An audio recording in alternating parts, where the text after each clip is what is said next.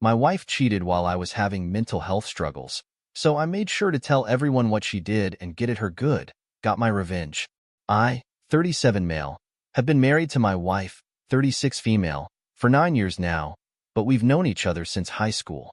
So needless to say, she's one of the people on the planet who knows the most about me, and I can also say that I know a whole lot about her, having grown into adulthood together. For the sake of telling this story publicly, let me just say that her name is Daphne. It breaks my heart to even need to have to ask for advice on this matter, but I honestly don't know what to do and my mental state isn't helping at all. I might need to give you all a bit of a background so you can understand things a lot better. I don't want to give too many details, but I had a very rough time growing up, if that's not an understatement. I grew up with a mother addicted to drugs and a great father who met his end due to junkie friends of my mother's. I was the one who found him and had to call 911. I don't know if I can ever fully appreciate the extent to which that scarred me. I will be honest and say that I grew up presenting my mother, and women in general, very strongly.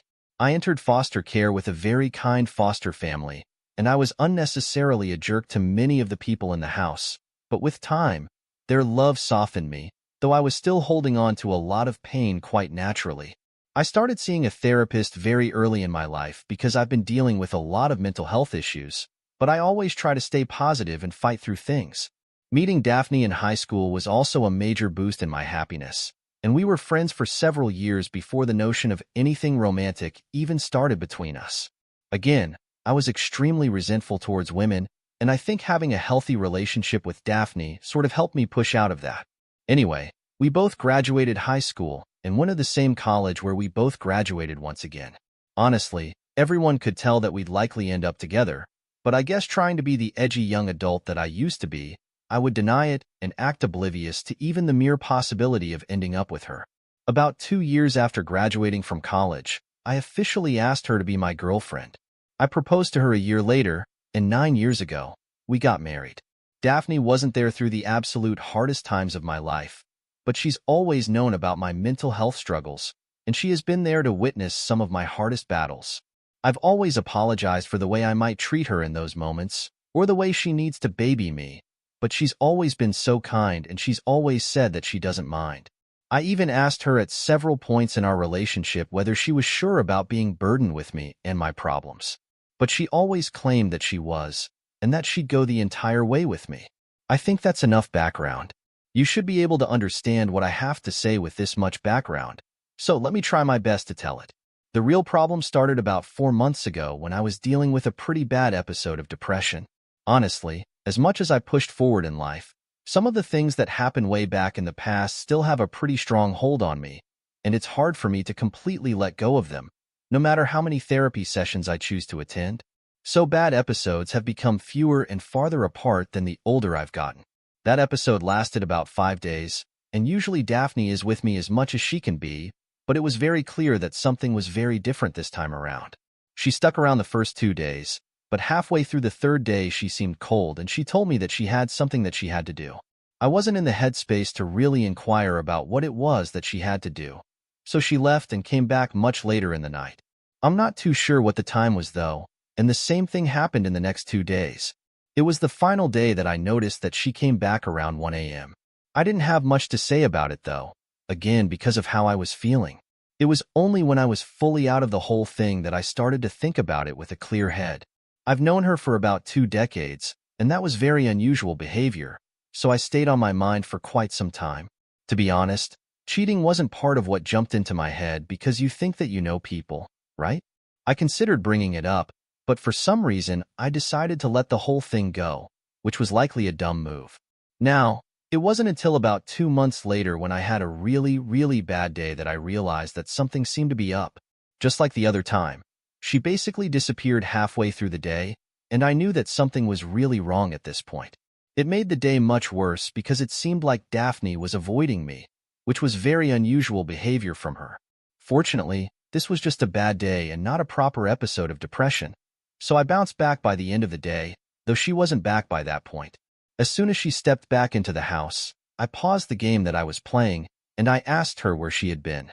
Not in an accusatory tone, as far as I know, but she responded to me in an extremely defensive manner, asking why I was coming at her like that.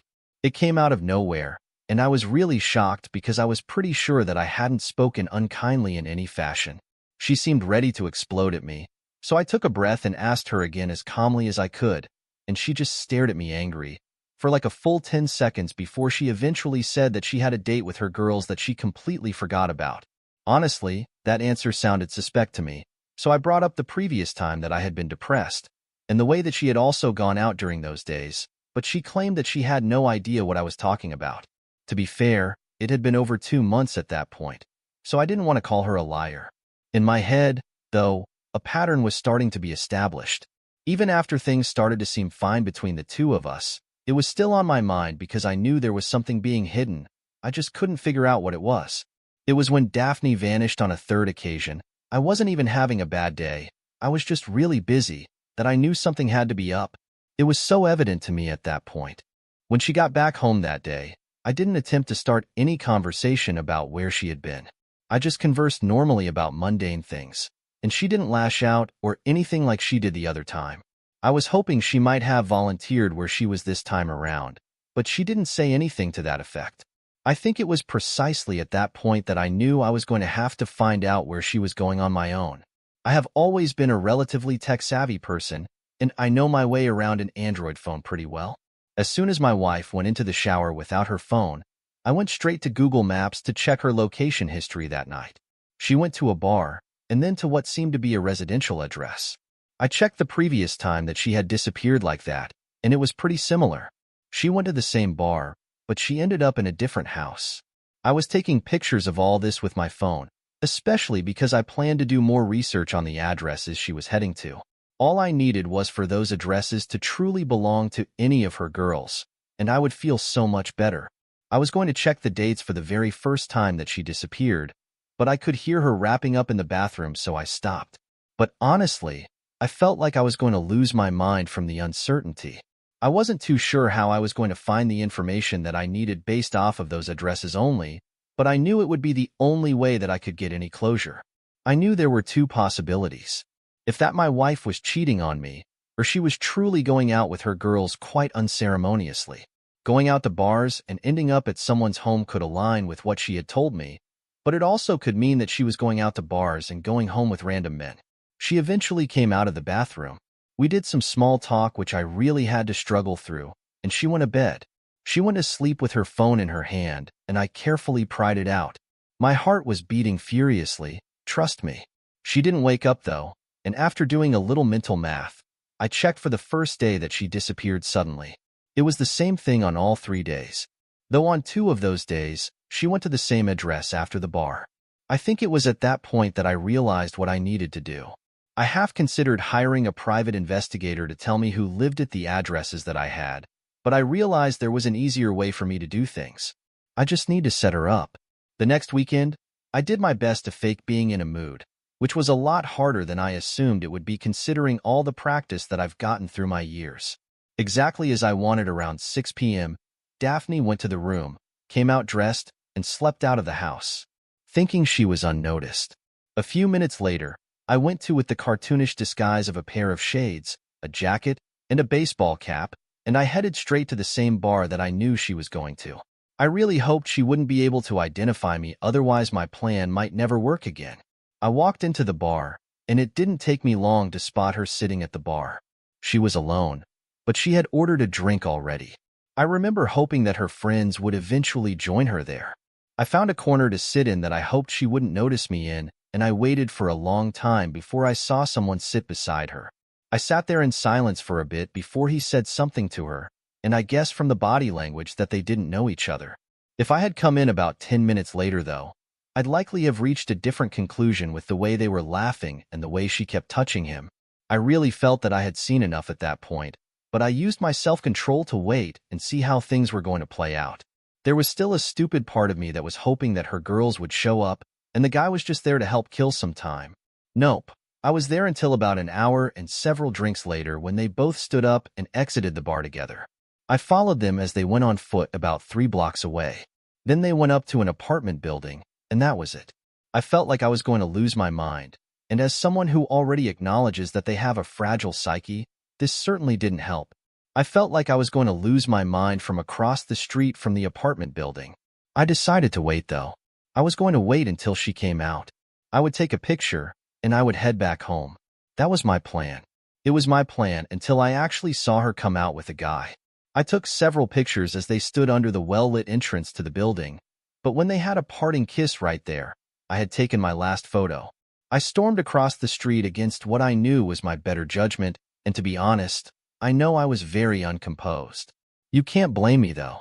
I can barely remember the things that I said, but I remember that I was shouting and yelling, asking her how she could do that to me, saying that I knew she was up to no good, and so on and so on. I was almost about to slug the guy beside her with the stupid, baffled look on his face before she told him to go back to his house, and he obeyed right away. When it was just me and her, we just stood there staring at each other. I know I was shaking with rage, and I was battling with a lot of very messed up thoughts in that moment. Do you know what it is like to realize that you can never really trust anyone? That anyone is capable of betraying you? I think it was when all these thoughts were pouring through my head that I asked her, why? I'm tired of dealing with your depression and your moods. It's exhausting. I needed happiness. She didn't think much before she let that loose on me, and honestly, I was left broken by these words. Even now, a few days after this thing happened, those words still sting. It was exactly what I was trying to avoid when I wanted her to be sure she wanted something serious with me, because I have always known that I'll be forever burdened with depression, but she seemed to accept me for who I was and who I am. I just started walking away at that point. It took me over an hour to get back home because I was wandering the streets aimlessly. It was dangerous, but part of me wanted to get hurt, honestly. Maybe the pain could end, or something would happen to help me forget about everything. Looking back, that was a stupid thought, but I get where it was coming from. By the time I got back to the house, Daphne was there, and I guess she had enough time to realize how stupid her words were. She started to beg as soon as she saw me, but I said nothing. I went straight to her room and locked the door because seeing her was infuriating me. I wanted to tell her to get out of the house, but at the same time, I didn't want to spare a word on her. I barely slept, but the next morning, I didn't see her. I was glad I didn't need to interact with her, and I didn't care where she was. I still don't know where she is or where she's been, and I don't care, but at this point, I need to make her hurt. I've been living my life with hurt because I lived through so many traumas, and to have a person I thought was my safe space add to it was one of the most painful things that I've been through. I'll be reading every single comment that's dropped here because I have nothing better to do, but I want to know how I can make her hurt the way that she's hurt me. I think that's the only thing that will help me feel some form of closure at this point, because I have no interest in cheating back. Update. I want to thank absolutely everyone that helped me out with my previous post. Honestly, it was really hard to open up like that and expose all my weaknesses, but most of the comments were incredibly kind and supportive, and I'm very grateful for that. It's been quite a while since I made my last post, but I'm glad to say that things are much better for me, and I took a lot of advice that you all gave to plot my next move as best I could. The first thing I did was call her over for us to talk. She had no idea, but I had already spoken at length of divorce attorney, and I knew there was no fixing what we had. I admit that I might have been full enough if she had merely cheated on me once, but after cheating on me with what I assumed were multiple people, and also the horrible words she spoke to me, I knew there was no going back. I wouldn't ever be able to love this woman again. As soon as she got to my house, I asked her to sit down, and she did. I asked her how many people she had cheated on me with, and she initially said just the one, but I kept pressing, telling her that I knew more than she thought I did. She insisted over and over that it was just one person until I bluffed and told her I'd hired her private investigator. I mentioned one address and then another, and that's when she finally decided to let loose that she had slept with 3 people. I don't know if that was the absolute truth, but it was all I needed to hear. I handed her to the divorce papers at that point, and I told her that I couldn't do life with her anymore. She started begging and pleading, which wasn't unexpected, but I think she realized that it was pointless and she basically gave up after a bit. She walked out with the papers, and I drank the rest of the day. Eventually, we got to the whole divorce proceeding stage, and I was glad that I had a bit of evidence pointing to the fact that she was unfaithful, which helped swing things in my favor. Unsurprisingly, my mental health got dragged into the whole matter, with a lot of talk about how it made it hard to live with me. Honestly, Things got really dirty at that point, and it was horrible hearing my struggles weaponized like that. Of course, I think most divorces are messy like that as far as movies have shown me.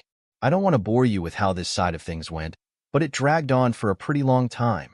In the end, her lawyer was able to make it seem like her dealing with me, and my mental health had been a major struggle for her, which I can admit it definitely isn't easy, but it wasn't permitted as justification for her infidelity. For the most part, things pushed in my favor. I managed to escape any alimony payments, and I relinquished our apartment because there were going to be too many bad memories for me there.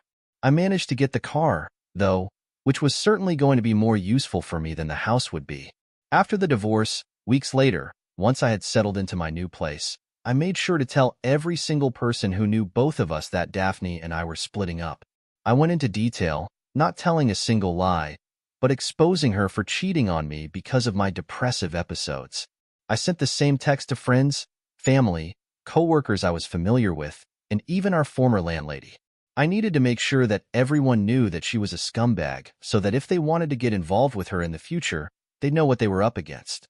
She called me out an hour after and cursed me out for like 10 minutes straight, but I just let her get it all out before hanging up the phone on her.